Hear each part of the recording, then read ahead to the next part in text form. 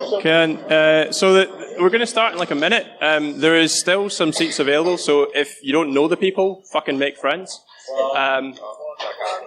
Don't shout it out during the entire call. Stop. These brave cunts at the front are doing a drinking game. Every time I swear. So, thoughts and prayers for these 4 brave individuals. Andy, is there a bucket? Is there a bucket? Yeah. If they whitey, probably not. I think they need one. If someone needs to carry them up the stairs, we'll ask for volunteers. So if you're standing at the back, there's like plenty of space in the middle, there's space at the sides. We're going to start in like 30 seconds.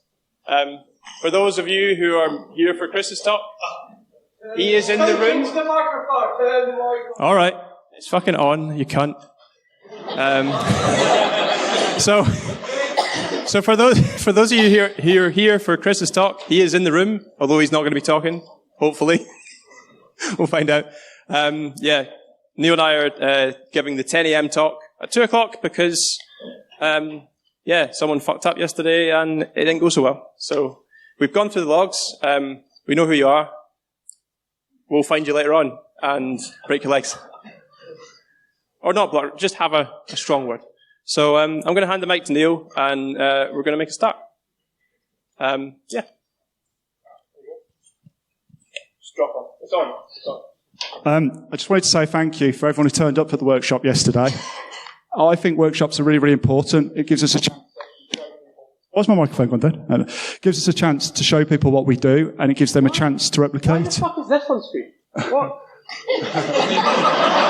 Hello? Hello? Hello? Hello? Hello? We're not doing it on helium. You can get fucked.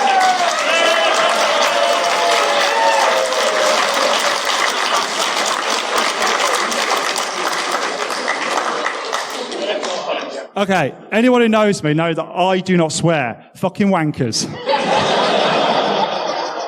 we go. It's all right. We're not doing it on helium. Like, fuck that. It's stressful enough doing it. Like, so fuck that noise.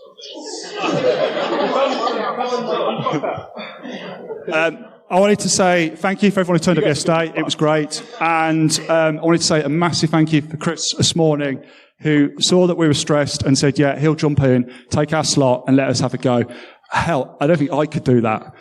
So massive, massive thanks to Chris. It's not coming back. First of all, take back. Let me just say. Yeah, it's not coming back. Okay. We've not really ever done live before. We've always recorded everything. You will not believe the amount of stress and pain we've been through. We went away, basically rebuilt chunks of the lab. We build labs all the time, is what we do, but we rebuilt chunks of the lab. Quite confident it's working. Just for the record, 5 minutes before most of you rocked up, we concluded it's not really working. So we were going to have to probably talk you through sections, but let's try and do it. Okay. So I'll talk, you hack. So, oh no. Off to a wonderful start. The news. So, originally, we had automated a lot of this, and we were going to use Burp. But for anyone who's ever used Burp, they'll know that Burp loves to just eat all your memory. And because we're running like 8 virtual machines, that was not an option. We started running it, and the DC was just not responding at all. So instead, we're going to do it manually. So the scenario here is that we've essentially done open source intelligence against fuckaroundandfindout.tech, which are a virtual reality company, fictional, of course. And we found credentials in a credential dump. So we found them on GitHub, or we maybe found them in secrets or something. And we found their VPN external portal. So one of the things that we typically do on red teams and pen tests is we'll try and get into an organization. And in this scenario specifically, because Burp's being a cunt, we're going to do it manually. So trying a couple of users, trying a couple of passwords. These guys are going to be on the floor shortly. And we're going to log in if Neil can remember the password. Probably not. Good job. Yep. Doing really well. Off to a great start. To caveat this, so this is purely a login portal. That's not a full VPN. Neil wrote this. It's just a basic web app. We were going to set it up with a VPN, but to add to extra layers of abstraction, we figured probably not the best idea, given all the chaos that we've experienced thus far. Are you in yet? Hey! Don't save it.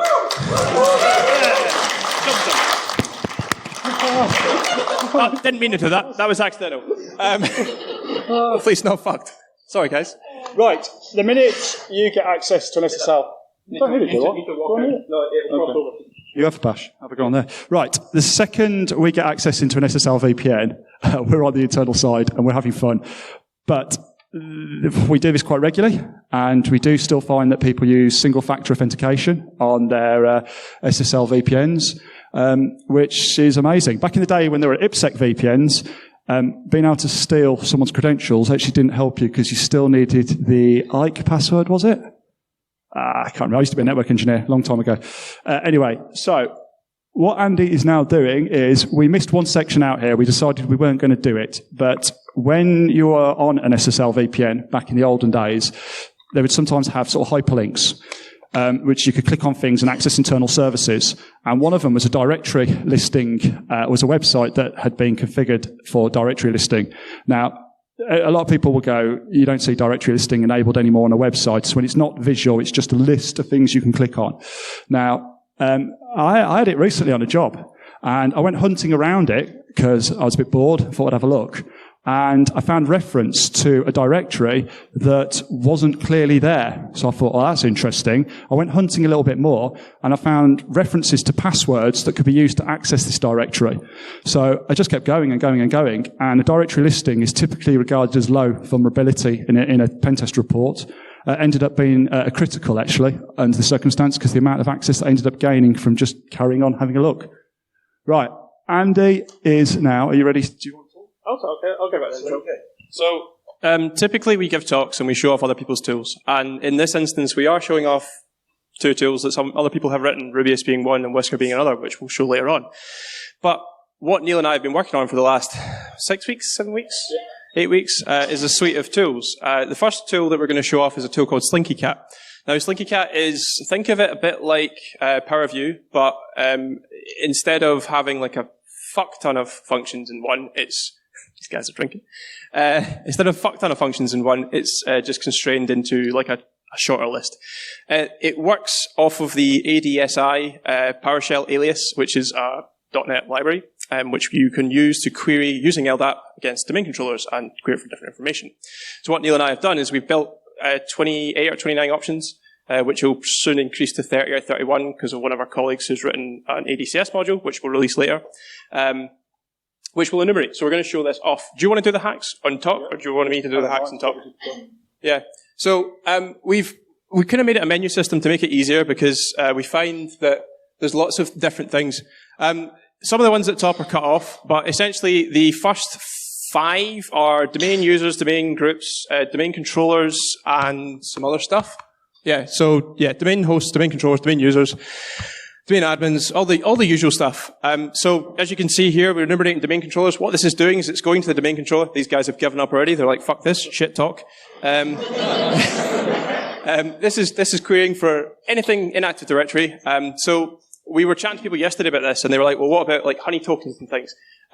If you have Windows machines set up in Active Directory, this will set them off. But it's more a pen test tool than a red team tool, and it's more for enumeration because Bloodhound's great, but it takes ages. This is nice and quick. Or it should be nice and quick. So one of the other options that we've kind of added in is people, sysadmins, when they're setting up accounts, often will put description fields up. And the amount of times that we like spin up AD Explorer, which is a sysinternals tool that you can use for querying AD, and we find that there are user descriptions in place. So what this does is this will go through all of the users in Active Directory. It'll grab all the descriptions and it'll tell you when it mentions the word password. So quite easy, quite simple. And here we've got a large list of users which have got hilariously complicated passwords. But it's down to the script we used to set up. But we find them with like password 1 and lots of other bits and pieces. Welcome, 1, 2, 3. I'd say, can anyone hear me? Yeah. Can anyone hear me? A service desk will often put a description or a note next to it. And we do occasionally find passwords or just notes that lead to more things in the description field.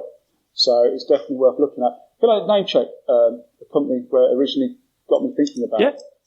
Black Hills, wasn't it? Released a blog post years ago, and they mentioned about description fields. And after that, I just always looked for it. And back in those days, we used to use AD Explorer, where the whole point of this is we're trying to write tools for our job, to make our job easier. And if they're useful to other people, we're releasing them. These tools will be burnt because people will upload them to Virus Total. They're not offensive. They're actually usable by anyone, blue, red, auditors. But unfortunately, that's what it is. People will burn it. Yeah, and Slinky Cat forms part of a larger suite, so we're going to demonstrate them a little bit later on, called Offensive Sysadmin. So what we've done is we've produced tooling that is dual purpose. Sysadmins can use it for enumerating their own environment and working out what their common misconfigurations are, and pen testers alike, because we are essentially offensive sysadmins. We are unauthorized sysadmins, or the cunt yesterday who ransomware, just cunts. So the menu system's built up. You've got ADSI. You've also got .NET. So this is a slightly smaller menu because we're still working on it, but essentially it uses .NET functions to do the same querying. If ADSI, for example, is being blocked, you can use .NET. We tweeted this out yesterday, I think, or Thursday, and someone was like, oh, well, PowerShell's dead. And I'm like, well, it's not really. It depends on the environment. Some environments, yeah, granted, it probably is dead because you've got environments that are incredibly hardened. They're protected from things. You've got PowerShell script logging enabled. You've got AMSI. You've got all the anti-malware scanning interface, I think it stands for. If I'm wrong, tell me at the end. Not right now. So, yeah. PowerShell in those environments, yes, it's dead, but in a lot of environments, it's quite common. We find we've dealt with a lot of clients that actually use PowerShell day to day for legitimate operations.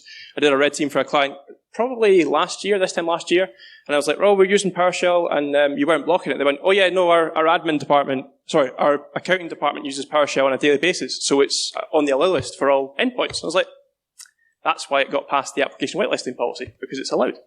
So, yeah, lots of the other functions in here. So we've got the kind of bottom four are they do lots of different things. The WinRM and RDP we're not going to show because they take ages.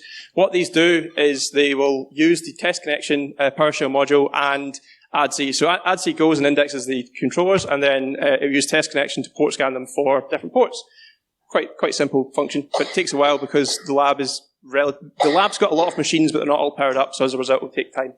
The other ones we've got is like users that haven't changed the password in over a year. So often when we do pen tests or red teams, we will find breach data. And in that breach data, often you have passwords of users that have been compromised. And if you have the ability to check those users that maybe haven't changed their password in over a year, we can use that internally. Or in some cases externally. So while this is an internal tool, you can maybe compromise an endpoint or do whatever, and it allows you to do stuff. What the hell's that last function under 29? Ill. Should that not refer to? No, it's part of 29. It's Will, thank you. Someone did shout Will. I was about to Yeah. say. So 29 will go through ADSI and it will index them. So if we do 29, it might take a bit of time. You need to enter a return 1 and then 29. Live demos are fun. It's going well so far. So this will warn you, first of all, that it's potentially operational security risk. And the reason for this is what it's going to do is it's going to go through Active Directory and it's going to attempt to mount the $C share. Done it. Originally, I know. I'm going to talk about that in a second. Originally, we used the admin $share, but anyone who has tried to do that in an environment that uses ATP or CrowdStrike, it will get flagged as suspicious activity immediately. So we moved to the $C share. Now, this isn't 100% foolproof because in some environments you find that the $C share is shared to the wider user groups. So it doesn't necessarily constitute that you are local admin. It just means that you might have local admin. Can I say very quickly as well? Of course. The tweet this morning. I'm vindictive, I am. So the tweet this morning from someone saying, PowerShell's dead. I draft a lot of stuff in PowerShell because I know how to write in PowerShell. And once it's done, it's tested, it's working, then I will often convert it into C#, because that's how I like to work. But as Andy said, it's all about environments. I do a lot of purple teaming, a lot of red teaming, and a lot of insider threat. Insider threat and purple teaming, definitely. I use PowerShell literally daily still. And for red teaming, as Andy said, depending on the environments, the maturity of them, I still use it happily. And I also happily use anything else, any tool that will do the job, that will get us the goal, really. Simple as that. 100%. It's good. I'm going to quickly talk about this, and then we'll dive into sharp shares. So the last, second last option here is, one of the things that I wanted to do with this suite, because Neil originally wrote Slinky Cat, and it was fucking awesome. It was a menu system, it was great. And I was like, this is fantastic. I love this. How about we make it a little bit better? How about we take all the functions and make them individual functions so we can call them outside the script? Because you might not want to run the menu system every time. You might only want to find out if someone is local admin, or if you want to find domain trusts or whatever. So I took all them and put them in a list and went, right, so you can run them individually. What I also did is I made an output function which took me ages. Essentially what the output function does, it's in the name, it outputs it to a file. So you can essentially specify an output path and it will run wherever the fuck it wants to run, and then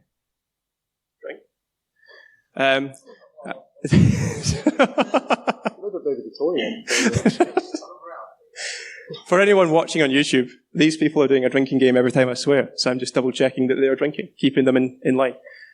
Looking down the fourth wall shit, I think, maybe. So, yeah, it lists all the functions. You can run them outside. You can output to files. There is another function there that will run all the functions and output them to an output directory with individual file names. The function works, but currently it errors because the way it's doing it is it loads it into an array, then echoes the array out to terminal, and then prints the array out to files. Now, when you run it, it'll give you an error, and it'll print out all the data stored in the array, but it's still outputting it to the file. So it still technically works, but there's an error in there. A couple of people have looked at it already and have suggested fixes. So one of the things I'm probably going to do Monday is look at the suggested fixes, and test them in the lab first, the lab that's not ransomware, and then do it. So the next tool we're going to show off. Do you want to do it? Yeah, of course. I want to say something as well. Andy mentioned that I originally made the first sort of beta of Slinky Cat. Slinky Cat is called Slinky Cat 'cause it's named after my cat, which I call Slinky. But so it's not like a very clever name. How me and Andy write stuff together is Andy writes something and I'll go, that's cool, or I don't like it, and he'll carry on. If I like it, I'll jump in, and I'll write something, and Andy go, I don't like that, or I do like it. If he likes it, he'll jump in. We generally stick it on an internal Git directory, and we'll add bits and write comments.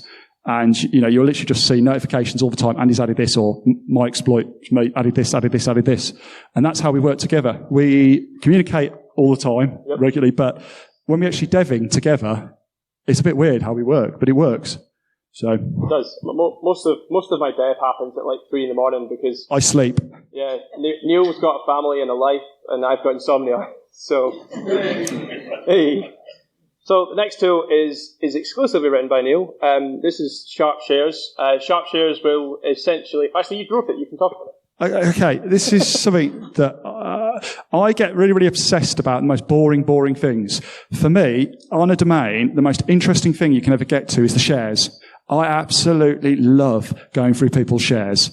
To me, it's like going through people's drawers at home in their houses. There's nothing that gives me more pleasure than 2 to 5 days of going through people's drawers. No, going through shares.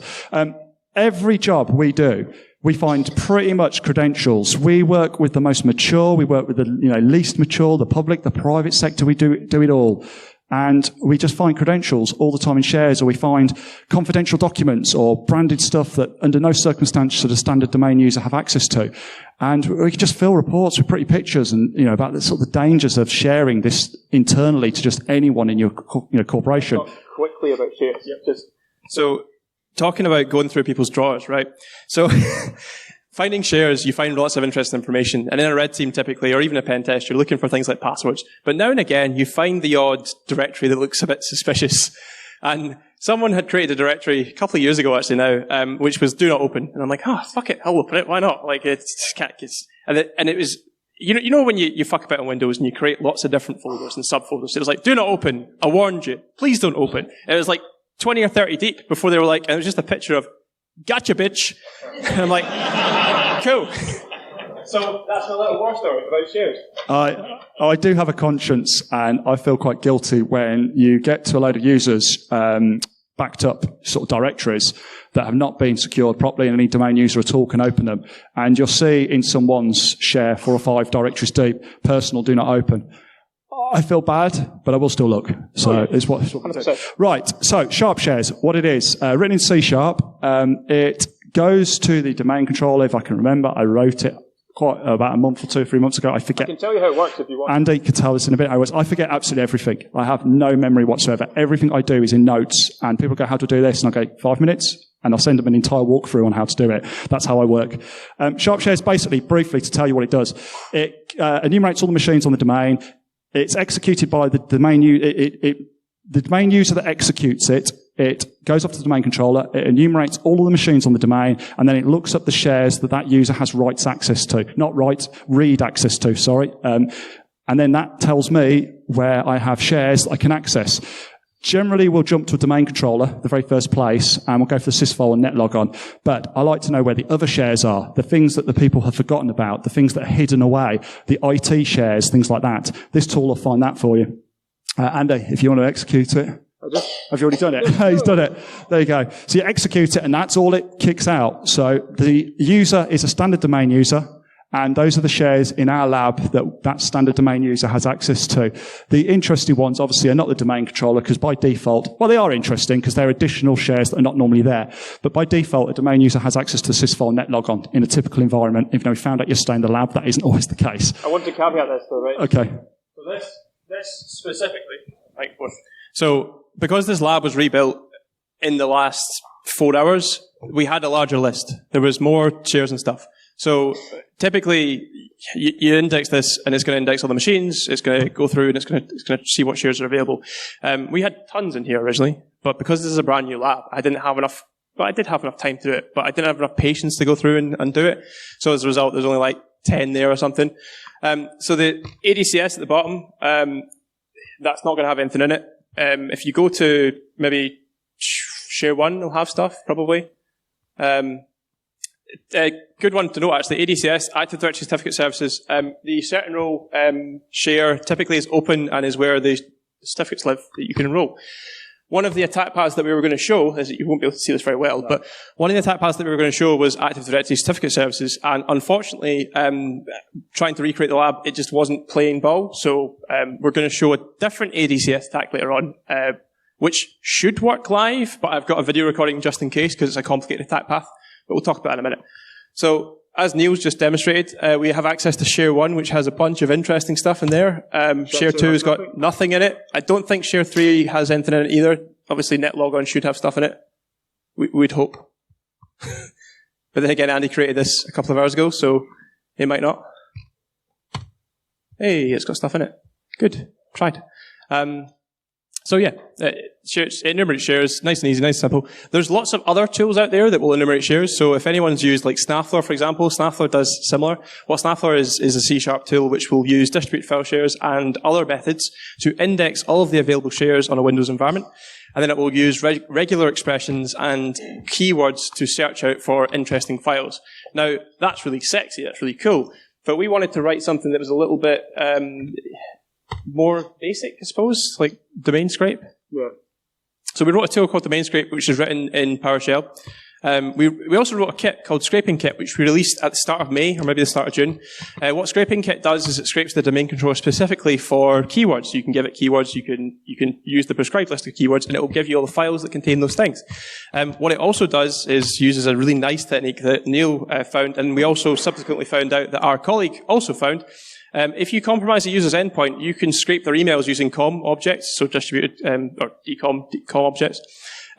And you can essentially, if they've got the Outlook client open, you can use Scraping Kit to hook into that COM object and search their emails. And it goes a little bit further in that it will, because Neil set it up, it'll use the user's Outlook client. We're not going to demo it today because I don't have Outlook spun up, but it'll use the user's Outlook client to, first of all, set up a rule to an email address that we want. It'll go through the user's inbox, search for the things we want, forward them to the address that we set, and then it will delete them from the send box. So as far as the user is concerned, nothing has happened on their machine. It's sneaky, it's a little bit fuck you to like blue teams, but also it would be relatively easy to find because you'd be looking at the Exchange logs right on the endpoint. But yeah, it's a good suite of tools. So Neil in the background has been diving through shares and looking at interesting stuff. I don't know what you've got up on the screen right now. Groups.xml. So yeah, groups.xml has got the C password value in there. We demoed this last year in our talk.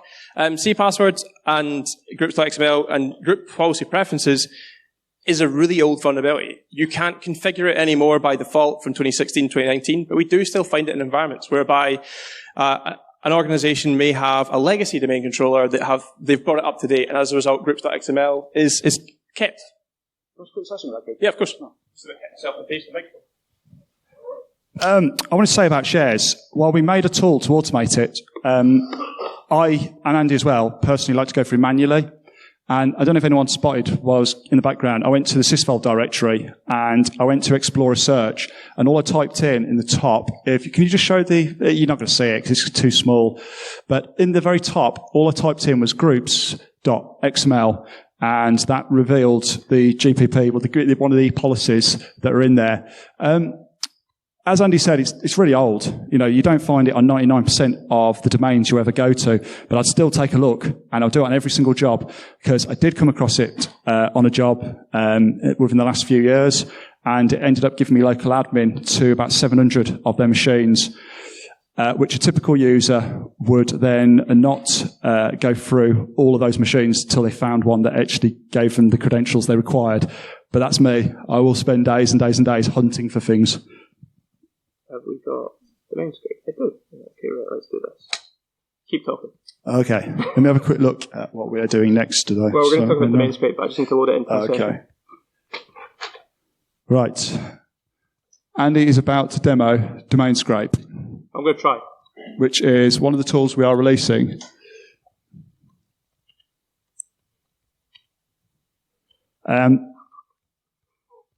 2 seconds. Okay.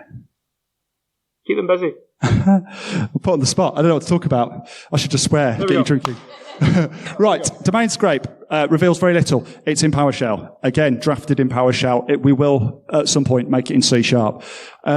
You just literally type in any word you want, and it will then execute it under the position. That's not the right way of framing this. It's why I don't do talks like this much anymore. But it's run under the user's privileges that you've executed it as. There you go.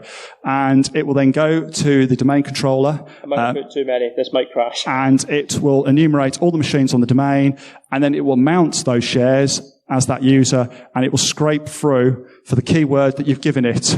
It's crashed. It's crashed. Yeah, just give it one word.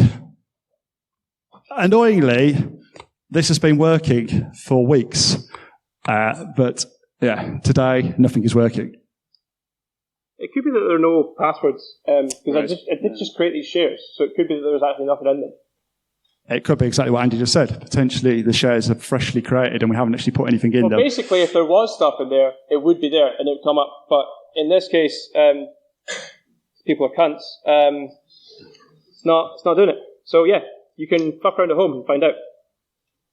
Domain Scrape works very well, typically. Sharp crit. I've got this. We can talk through it on screen because we're not going to run it live. Okay. We can still run it. Can we not run it live? Okay, sharp creds. Right.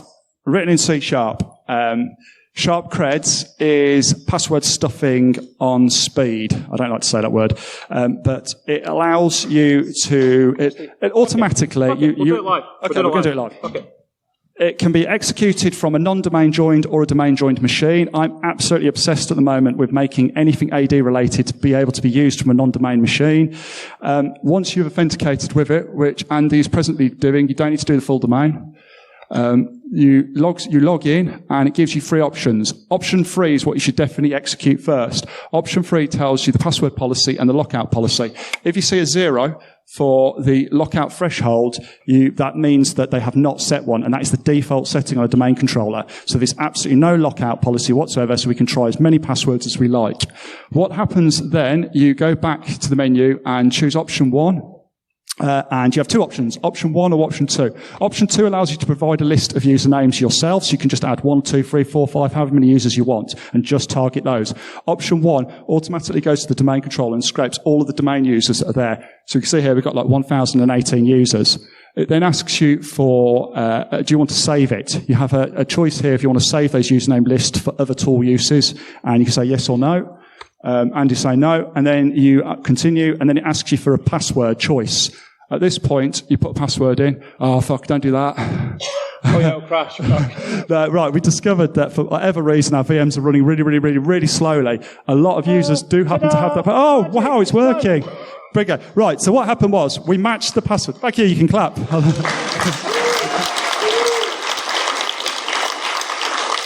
How arrogant am I? You can clap. It's like I am really, really passionate about this. This is a really nice stuff. Password stuffing isn't that sexy. We've all been doing it since day squat. But what this does is it automatically scrapes the usernames for you. It then allows you to put a password in. It then matches the passwords that match. It highlights to you on the screen. It then looks up the domain groups that they're in. And then if those happen to be in any interesting sort of high privileged groups, it pipes them out at the end. Has it done that? It hasn't, because I used the 2 users because it was going to take 8. Okay. Actually, it might be running in the background. Hold on. John, fuck it, just do it, mate. Do it against them all. There we go. Hey. Oh, there you go. So it's doing it. So, right, at the moment, it's finding the valid credentials for users. When you're on a normal, typical, real machine or a powerful-ish machine, it does it pretty instant. So there you go. It's now looking up the domain groups. It will take forever on that. I haven't actually pulled up the domain admin one because it will take forever. So the reason that This is all on hardware, right? So my laptop has 64 gigs of RAM, but it's 64 gigs of slow RAM. My NUX had 64 gigs of RAM, but it's 64 gigs of fast RAM. So, obviously it's slow because it's slow RAM. It's shit. But yeah, the tooling's great. It does some really useful stuff. We have a lot of plans for future development for it. So currently what it does, or what we were hoping to do, is before you run a spray, it will tell you the password policy, and then it will count the amount of times, like if, we talked about this yesterday, if the default is like 7 attempts, it'll only give you 3 options to do it 3 times, because as Neil mentioned yesterday, for those of you that were at the workshop, not the cunt, the ransomware thing, but I'm not going to let you live that down. I know who you are. I know who you are. Not you behind the camera, but if you've got 7 attempts and you're spraying against the environment, you don't technically have 7 attempts. Yes, you can spray 7 times, but what happens when the user comes in on a Monday morning, they're like hanging, they're not great, and they mistype the password 3 times? Oh, you've locked out that user. Oh, you've locked out another user, and then it starts to raise alerts. So if you split your attempts in half, like if it's 7, you maybe give 3, 3.5 is not really a thing, but if you give it 3, you can then move on. So we're hoping to build that logic in future releases. What the other thing that we want to do is possibly thread it, because this is very slow. It's single threaded. I don't think it's going to do it because the environment's so big.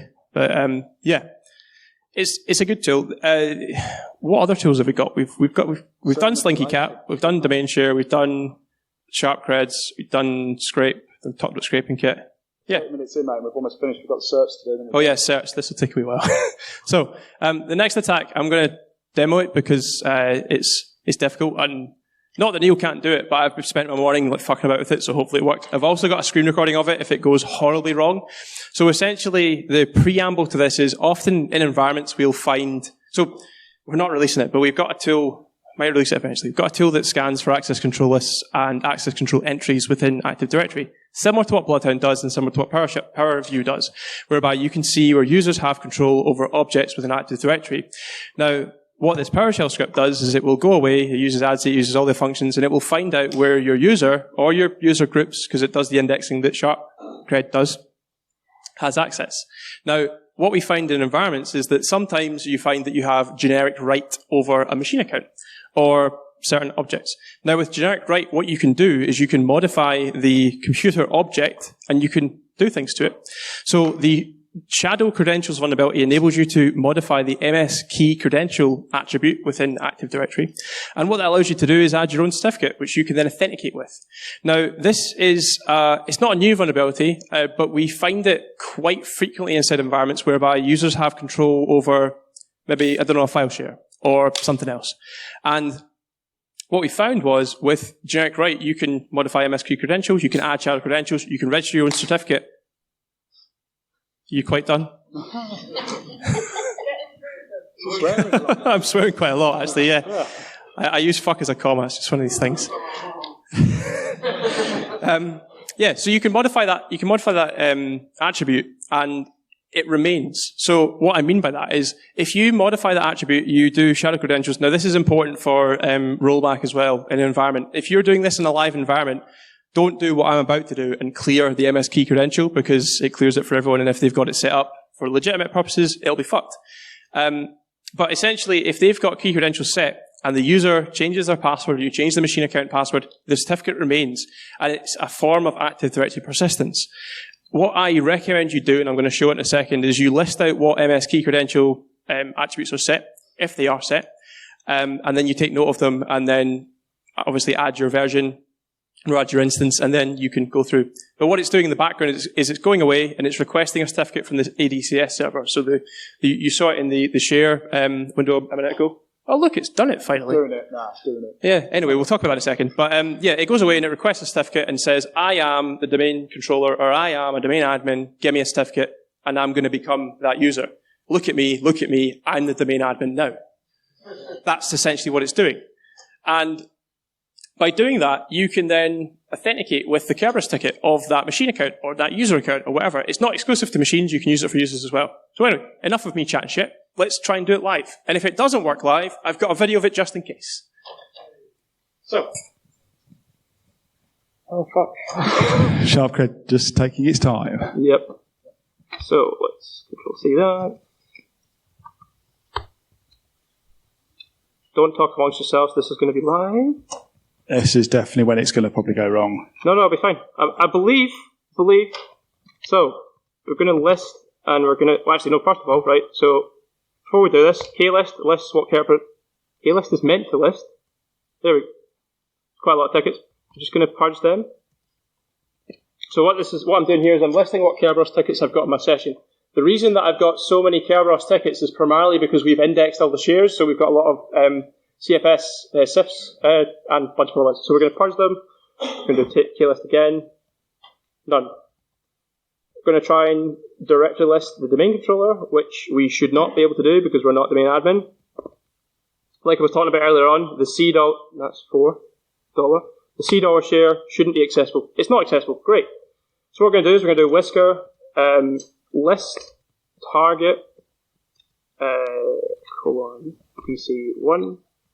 Whoever's Russell and Sweeties, share with the class. And this is going to hopefully not crash.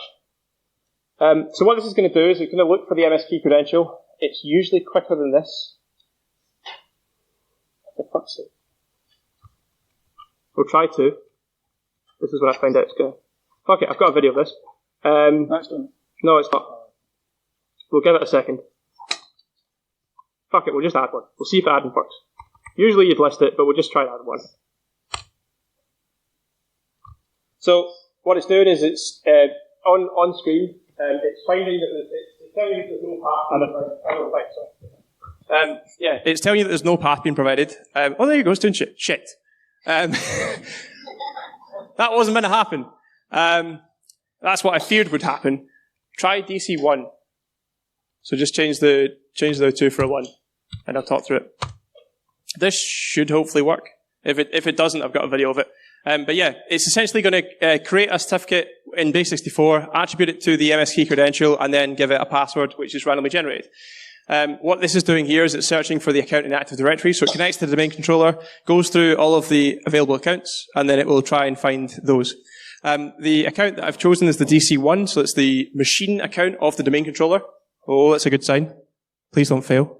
What it's done is it's found the domain controller user in the domain controller's OU, which is part of fuckaroundfindout.tech. It's going to generate the certificate. The certificate has successfully been generated, and it's going to generate the key credential. Now, this is the value that it's going to attribute to the object within AD. I keep turning around and be like, oh, it's going to happen, but I don't know. If it doesn't, we've got a video. Fuck. Right, video.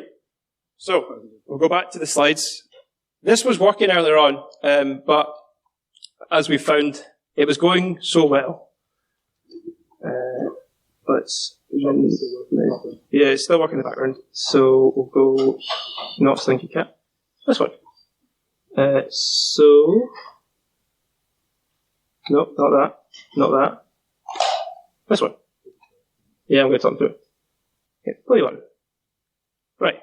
So, talking through what's going on here. I'm sorry about the size, it's a bit smaller. That's what she said. Fuck. So anyway, list the K-list. Can't list the directories I've got access denied. So it means I don't have access to the domain controller. So I've cleared the screen. I'm going to do a whisker. I'm going to list the MS key credential that's available on DC1. Now this is what was meant to happen. There's no entries. I'm then going to go back and I'm going to add a key credential. So I'm going to go through it. It's going to do the thing. That's how quick it should be. It wasn't in practice. What it's done there is it's generated the applicable Rubius command. Now Rubius is a tool for manipulating Kerberos. What am I showing? I'm just, showing that it's modified that attribute. It's giving you a device ID and things. Now, keep a note of that device ID if you are doing this in a client environment because you want to tell them what you've done and you go back. So I'm going to copy this Ruby's command. I'm going to check again, no Kerberos tickets. Paste the command in. I'm going to attribute PTT, which is pass the ticket. So once it gets a Kerberos ticket, which it's just done, I've got the domain controller. So with the domain controller, I think I can now list the domain controller as itself. Now, technically speaking, you drill to this, but if you were going a step further, hey, it worked, you can clap. You don't have to, it's fine. So, this is what was meant to happen. Once you can list the domain controller, you can do all manner of things. You can ransomware the domain, don't do that shit. You can do a DC sync, so you can request the NTLS.dit. There are multiple ways of doing this. You can use like DS internals, which is a built-in, or not built-in, but it's a PowerShell library that allows you to manipulate and modify manipulate the NTLS.dit and request bits and pieces. So you can request all the NTLM hashes, the DP API keys, so the data protection API, which is used for encrypting data on the endpoint. So if you compromise the user's endpoint with the DP API key, you can decrypt things like cookies within Chrome or within other browsers. You can use it for decrypting the Windows Credential Manager. So once you get a DP API key, that's difficult to say quickly, you can do all sorts of things. If you get access to the master key, I was reading recently, it's more difficult to change than like a golden ticket. So a golden ticket attack is where you like get a ticket and it lasts for like 10 years. Or a Kerberos ticket lasts for 10 years. The master key, I think you need to rebuild the domain to fix. So basically, don't do this in a live environment if you're exporting the master key. Or if you are, you really hate your client. Or you're doing crime. Don't do crime, kids. Be gay, do crimes. No. Be crimes, do gay. No, fuck it. Anyway. I think that's all of our live demos. Last slide, mate. Sweet. Have we got the last slide? No, it was very important showing desktop. That's fine. So, yeah, we've been through our live demos. This is going to go terribly wrong because it's going to be the last slide. Oh, for fuck's sake. Oh, no, wait, it's a video. No, hold on. I got this. I can do computers. Hey! So, we've been through 5 tools. At 3 o'clock exactly, the blog post for the 5 tools, which is Offensive Sysadmin Suite, will go live. The tooling is already on GitHub. The blog post will link the tooling. If you follow Neil and I, if you fancy following Neil and I on Twitter, although it's a dying platform, you can. I'm on every other fucking social media these days. I'm on Threads, I'm on Mastodon, I'm on fucking Blue Sky, Pornhub, all these things. It's great. So if you're interested in reading more about Slinky Cat or Offensive Sysadmin Suite, you can check it out. We didn't really introduce ourselves because we just kind of dove straight in. So I'm Andy Gill. I'm Neil. Nice to meet you. You're Neil Lines. Neil Lines. There you go. And we work for Laris Consulting. Thank you for listening.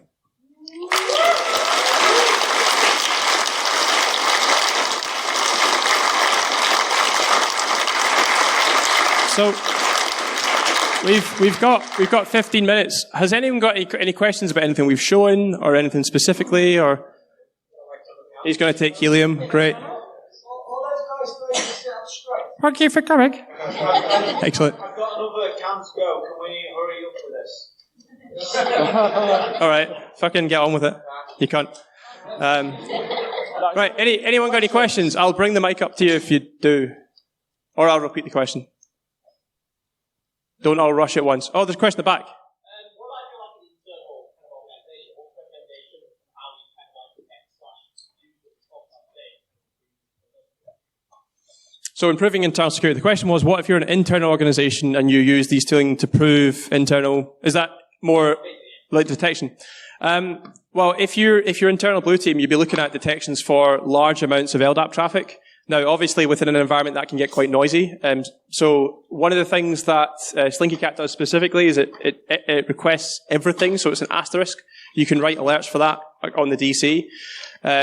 One of the things that we found on our red team recently was with a client that they had no alerting on the network, so there was no netflow traffic. They were dependent on endpoints. You can do netflow detection, so if you're looking for like mass amounts of LDAP traffic from maybe user endpoints that shouldn't be coming from those endpoints, it's all about kind of tuning the signal to noise ratio. There's no kind of silver bullet that you'll be able to patch it. It's not a vulnerability, it's a feature, which is what makes it quite useful. And also LDAP within a typical enterprise environment tends to be quite noisy, so detecting it and tuning for it is far more difficult. So basically the answer is fucking good luck. So say one thing quickly. Yeah, of course. Yesterday as well, we should be able to get a link. I'm sure Andy will tweet it out. We released how to build a lab as part of the workshop, and it's literally a step-through guide on how to build Server 2022, convert it to a domain controller, and add Windows 11 machines to it. If you're in testing or you're just interested, you should be building a lab and you should be using it as often as you possibly can. We use labs daily for testing. We use it while we're on jobs to see what tools, might do and what impact it might have. And we just use it for learning. But also you should be learning how to actually add machines to the domain. You should be learning how to do sort of sysadmin sort of, functions. And we just think that's really important. Thank you for coming.